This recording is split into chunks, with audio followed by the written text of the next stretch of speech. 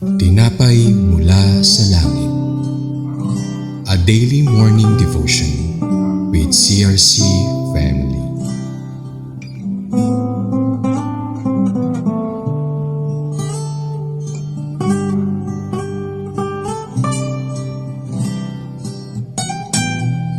Magandang umaga po sa ating lahat. Ako po si Sis Maria Luzardo from CRC Calamba Daughter Church. Samahan niyo po kami sa ating programang Tinapay Mula sa Langit, ang pang-araw-araw nating devotion sa salita ng Diyos. Pero bago po tayo magsimula, samahan niyo po ako sa maikling panalangin. Panginoon, maraming salamat po sa umagang ito. Samahan mo po kami sa pag-aaral ng inyong mga salita. Naway maging aral sa amin ang bawat salita na mula sa inyo. Panginoon, itago mo po ako sa iyong likuran upang ikaw lang makita at marinig ng bawat isa sa amin. Maraming salamat po, pinupuri ka namin at pinadakila. Ikaw po ang maitaas sa umagang ito. Amen. Ang ating pong pag-aaralan ngayong umaga ay matatagpuan po sa Hukom chapter 9 verse 1 to 3 na may pamagat na Abimelech forces his uncle to submit to him. Atin po muna itong basahin. Verse 1, si Abimelech ay pumunta sa Sikem sa mga kamag-anak ng kanyang ina upang humingi ng suporta.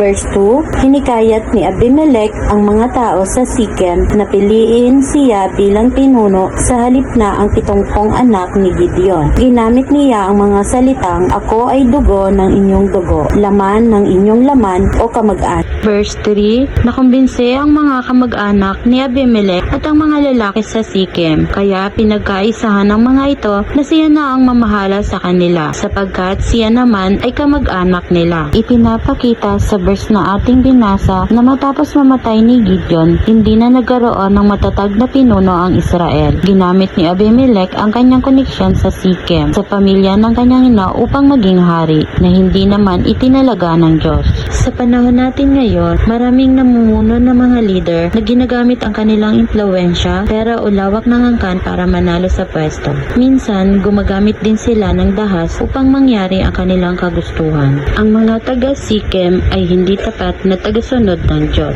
at mas pinili nila ang isang pinuno na kontrolado nila kaysa sa pamamahala ng mga anak ni Gideon. Maraming tao ngayon na katulad ng mga taga-Sikem bulag sa katotohanan, mas pinili ang maging masama at gawin ng mali kaysa ang paniwalaan ng tama at gawin ng mabuti. May mga pinunong mabubuti ngunit nananaig pa rin ang masasama. Naglipa na ang karahasan, patayan, pagnanakaw at trahedya. Ang bersikulong ito ay nagpapakita na ang pagpili kay Abimelech ay nakabatay lamang sa pagiging kamag-anak at hindi sa kalooban o pagtatalaga ng Diyos. Ang Sikem ay nagkamali sa paghalal ng tao. Mas pinili nila si Abimelech na mamuno kaysa sa mga taong sumusunod sa Diyos. Ganon din tayo. Niluluklok natin sa pwesto ang isang tao dahil may utang na loob tayo dito o kaya nakikisama dahil kamag-anak natin sila. Mas pinipili natin ang kaibigan, kakilala o kamag-anak kaysa sa nararapat na pinuno.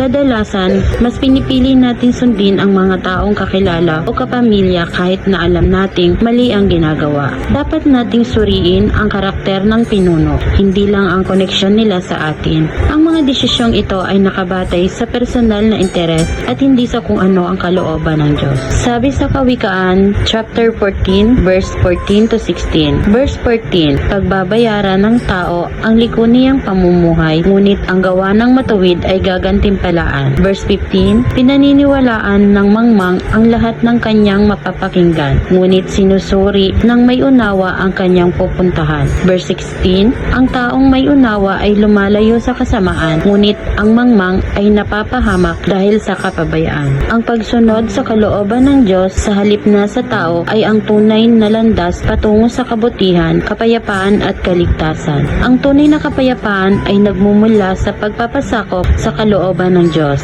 hindi sa manipulasyon ng tao. Napapanahon ngayon ang mga salitang napag-aralan natin sapagkat nalalapit na ang halalan.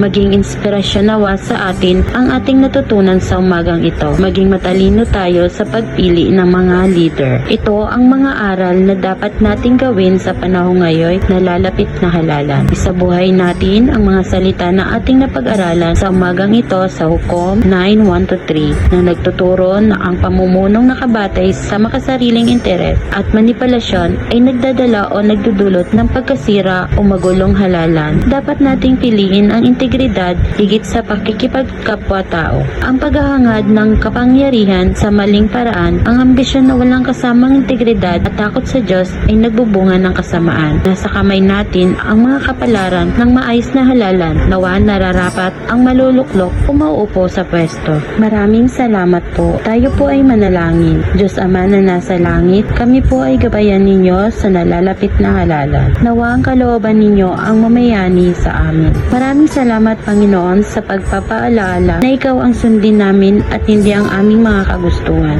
Naway maging inspirasyon ng bawat isa ang salita na ipinagkaloob niyo po sa amin ngayong umaga. Pinupuri ka namin at pinasasalamatan sa matamis na pangalan ng iyong bugtong na anak na si Jesus. Amen. Maraming salamat po sa inyong pakikibahagi sa ating programa Tinapay Mula sa Langit. Muli niyo po kaming samahan sa araw ng bukas 5:30 AM para sa ating pang-araw-araw na pagbubulay-bulay ng salita ng Diyos. Malaya po natin itong i-share sa ating mga kapamilya at kaibigan upang mas marami pa ang makapakinig at mapagpala ng salita ng Panginoon. Muli, magandang umaga and God bless us all.